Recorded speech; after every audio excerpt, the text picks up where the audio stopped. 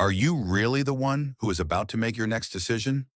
Or has your brain already made it before you even became aware of it? The choice to keep watching this video may not belong to you as much as you think. When a thought appears in your mind, did you choose it or did you simply notice that it appeared? If we do not choose our thoughts, if we do not know where our desires come from, then what exactly is free will? And if we are not free, what do guilt, responsibility, regret, and even the idea of the self really mean? Today, starting from a book that argues that free will may be one of the most powerful mental illusions, we will explore how psychology, psychiatry, and philosophy approach this question. This conversation starts with a short book, but one that leaves a long aftertaste, Free Will by Sam Harris. The book doesn't try to overwhelm the reader with technical detail. Instead, it keeps returning to a single uncomfortable thought. Maybe we are not the authors of our decisions in the way we assume we are. Harris asks us to look closely at our own minds, not in theory, but in everyday experience. A thought appears, a desire forms, an intention follows. But at what point did we actually choose any of this? If you pause for a moment and watch your own thinking, you'll notice something strange. Thoughts don't arrive because you invite them. They just show up. Harris suggests that decisions work the same way. By the time you feel that you've made a choice, the brain has already done most of the work behind the scenes. From this angle, consciousness isn't a control room. It's more like a commentary track, a voice that explains what's happening after the fact. This doesn't mean our actions come out of nowhere.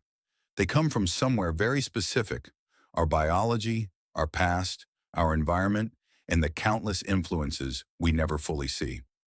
So when Harris says that free will may not exist, he isn't saying that nothing matters. He's saying that the story we tell ourselves about being fully in control might be misleading. And once that story starts to crack, questions about responsibility, blame, and human behavior start to look very different. That's where psychology, psychiatry, and philosophy quietly step into the same room. When psychology enters this discussion, the idea that free will might be limited no longer sounds radical. In fact, it starts to sound familiar. For decades, psychology has been showing us that much of what we do begins outside conscious awareness. We like to think of ourselves as deliberate decision makers, but a large part of our mental life happens quietly in the background. Take everyday choices: what to say, who to trust, what to avoid. Often, the decision is already leaning in one direction before we can explain why. The explanation comes later. Psychological research consistently points to this pattern. We act first, and then we tell ourselves a story about why we acted that way. This doesn't mean people are lying. It means the mind is very good at making sense of its own behavior after the fact. From this perspective, the feeling of, "I chose this freely," is not proof of control. It's a psychological experience, one that helps us feel coherent, stable, and responsible. Much of this happens automatically. Emotions guide attention. Past experiences shape preferences. Biases influence judgment. By the time a choice reaches awareness, it has already been filtered through layers we never consciously access. So psychology doesn't exactly say that free will is an illusion, but it does suggest that what we experience as choice is deeply constrained, shaped, and prepared long before we notice it. In that sense, Sam Harris's argument doesn't clash with psychology. It extends something psychology has been quietly implying all along. And once we accept that our sense of agency is partly constructed, the question shifts. It's no longer, "Why did you choose this?" but "What shaped this choice in the first place?" That shift becomes even more complicated when we move from everyday behavior to mental illness, which is where psychiatry steps in. When the conversation reaches psychiatry, something changes. The question of free will stops being distant. It gets closer, uncomfortably close. In real clinical work, control is rarely taken for granted. Psychiatrists see again and again how fragile it can be. Someone in a manic episode may feel absolutely certain about what they're doing, and later struggle to recognize themselves in those actions. A person with an addiction can understand the risk perfectly well, can want to stop and still feel pulled in a direction they don't seem to choose. In psychosis, even the sense of what is real can loosen, sometimes completely. In these situations, the language of free choice starts to sound misplaced. Not wrong exactly, just inadequate. Psychiatry has always worked with the idea that behavior has roots: biology, experience, environment, often tangled together in ways that resist simple explanation. What Sam Harris is doing, in a way, is asking an awkward follow-up question. What if this isn't just about illness? What if the difference between mental health and mental disorder is not a clean line, but a gradual shift in how constrained a person's mind becomes? Seen from this angle, loss of control isn't something that suddenly appears. It's something that deepens, that doesn't make responsibility disappear, but it changes how it feels. Blame becomes harder to hold on to. Understanding becomes harder to avoid. The focus moves away from who deserves punishment and toward what shaped the behavior in the first place, and what might reduce harm going forward. Still, this way of thinking is unsettling. If every action grows out of factors we didn't choose, where does accountability begin? Psychiatry doesn't answer that cleanly. It lives with the question, every day in real cases, with real consequences. And it's exactly here, in this uncertainty, that philosophy re-enters the discussion. When philosophy enters the discussion, it doesn't rush to answer. It slows things down. Long before neuroscience or psychiatry existed, philosophy was already circling this problem. If everything has a cause, where does freedom fit? Determinism, in its simplest form, says this: every event follows from prior conditions. Nothing appears out of nowhere. If that is true of the physical world, and if the brain is part of that world, then our thoughts and decisions seem to be caught in the same chain. This is where discomfort sets in, because freedom, at least intuitively, feels like something else. It feels like the ability to have done otherwise, to pause, to step outside the flow. But when philosophers look closely, that feeling starts to wobble. If a choice is influenced by reasons, desires, character, and circumstances, all shaped before the moment of choice, then what exactly is left that is truly free?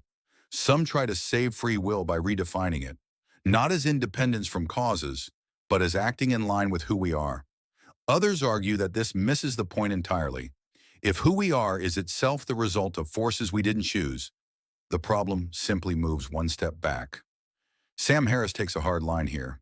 For him, redefining freedom doesn't solve the issue, it avoids it. And once that avoidance is stripped away, a deeper worry appears. If no one is ultimately self-made, on what basis do we praise, blame, punish, or forgive? Philosophy doesn't offer comfort at this stage. It offers clarity, and sometimes only partial clarity. It leaves us with a tension we can't easily resolve. We experience ourselves as agents, yet we can't fully explain how that agency escapes causation. And that unresolved tension is not a flaw. It may be the most honest place to stand, because once freedom becomes uncertain, every other concept built on it, responsibility, morality, justice, has to be re-examined from the ground up. Which brings us back to where all three fields meet and where their answers begin to overlap and clash. At some point, these three fields start standing in the same place, even if they're not saying the same thing. Psychology looks at how decisions actually form, quietly, automatically, often before we notice them. Psychiatry sees what happens when that process becomes fragile, when control slips, narrows, or breaks down in ways that are impossible to ignore. Philosophy takes a step back and asks the uncomfortable question underneath all of it. If our choices are shaped long before we feel them, what does responsibility really mean? They don't fully agree, and maybe they never will, but they all point in a similar direction. Human behavior doesn't start from a blank slate. It starts from conditions, history, biology, context, most of which we didn't choose. Where they differ is in where they pause. Psychology pauses at explanation. Psychiatry pauses at care. Philosophy pauses at meaning. Put together, they don't give us a clean answer. They give us something messier. A picture where freedom isn't simply present or absent, but uneven, limited, and shaped. And it's in that uncertainty, not uncertainty, that this conversation actually makes sense. So where does all of this leave us? If free will isn't what we thought it was, If our choices are shaped by forces we rarely see, this doesn't mean that nothing matters. It means we have to be more careful about how we judge. Understanding behavior as something that emerges from causes doesn't erase responsibility, but it softens the certainty with which we assign it. Anger becomes harder to justify, cruelty becomes harder to defend, and empathy becomes harder to dismiss. This way of thinking doesn't ask us to stop holding people accountable. It asks us to rethink what accountability is for. Not punishment for its own sake, but prevention, care, and the reduction of harm. Maybe the real shift isn't about losing freedom, but about losing the illusion that we stand outside the chain of causes. And maybe that loss doesn't make us weaker. Maybe it makes us more honest.